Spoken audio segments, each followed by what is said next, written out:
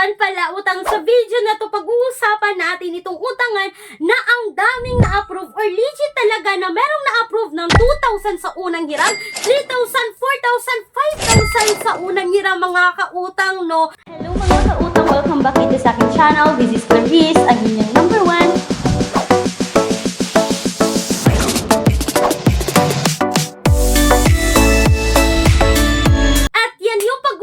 Natin ngayon dahil sinubukan ko talagang umutang ulit dito para ma-share ko ngayon sa inyo yung pinaka-recent na interest rate at pinaka-update kung kailan siya babayaran, kung may pagbabago bang naganap dito dahil ang dami talagang na-approve ngayon sa utangan na to mga kautang nun na makikita ito sa Google Play Store at ito po ay submitting and accessing entities sa CIC. And yes mga kautang, kung ayaw nyong i-install ito kasi nga nang a-access sila ng phones natin, may mga alternatives tayo nga makikita ngayon sa description box or sa comment section ng video na to na apply direct website. So ibig sabihin, hindi nyo kailangan i-install, hindi kailangan i-download mga kautang at ang napakaganda, hindi nang hihingi ng permission na i-access yung phones natin.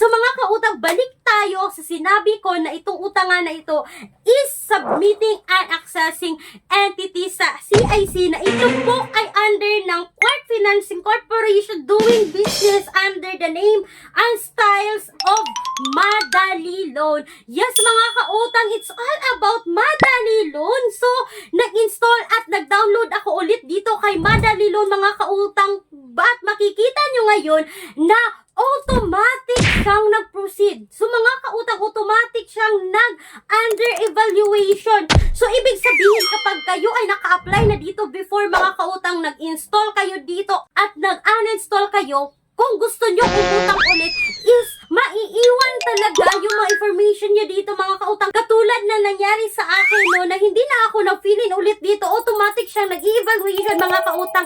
At sad to say, after the evaluation is hindi pa rin ako na-approve dito kay Madali Loan. So mga kautang, mabibigay ako ng recent update no, ng isang commenter mga kautang noong April 19, 2025. Sabi niya, just an honest review, Madali Loan is quite easy to use. Napakabilis ng disbursement mga kautang. At sabi niya dito no, sa 4,000, yes, na-approve siya ng 4,000.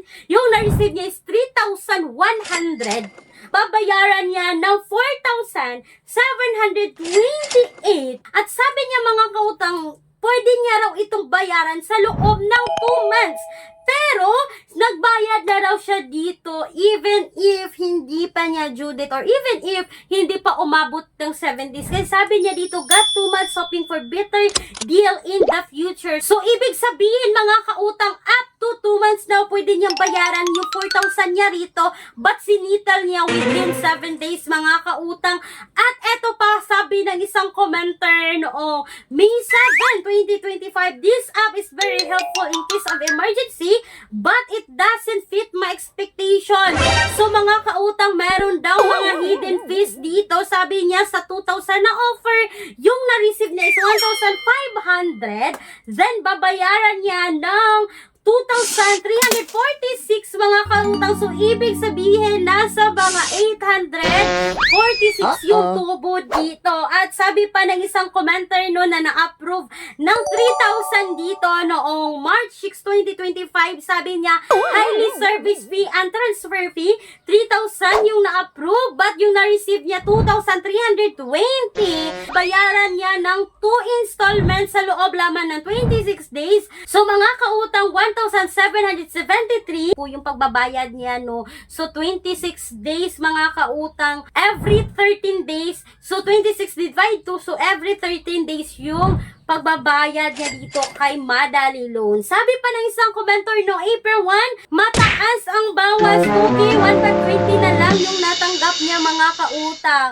So sabi pa ng isang commenter dito na approve ng 7,000 mga kautang, yung na-receive niya is 5,000 na lamang, das babayaran niya ng 8,000 in a month. Mga kautang, makikita natin ngayon dito sa iba't ibang comment na iba-iba yung time sa pagbabayad dito.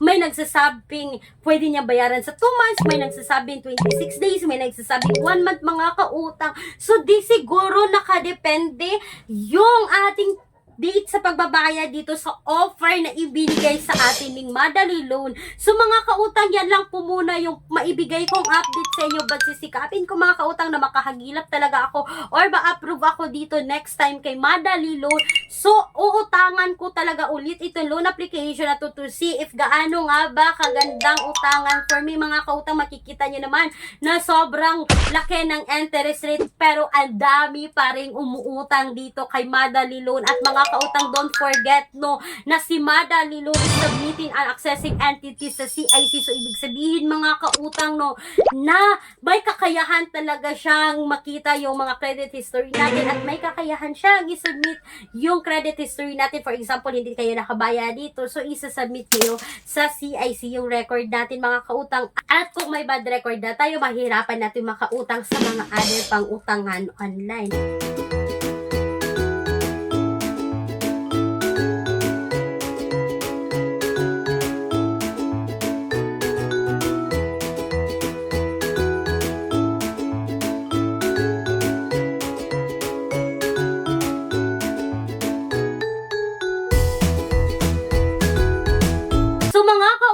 Yan lang po yung honest review ko about kay Madali Loan na hindi recommended ngayong 2025 sa sobrang laki po ng interest rate dito. At kung naghahanap talaga kayo ng pangmalakihan, like always ko sinasabi dito na bank personal loan, for more details dito mga kautang, kay email me right away, clarissa@gmail.com, or you can Viber me na makikita nyo ngayon sa screen. Once again mga kautang, sana po ay nakatulong itong quick and honest review ko about kay Madali Loan. This is Clarissa, yung number 1 pala utang dahil utang is life. Bye bye bye mga kautang.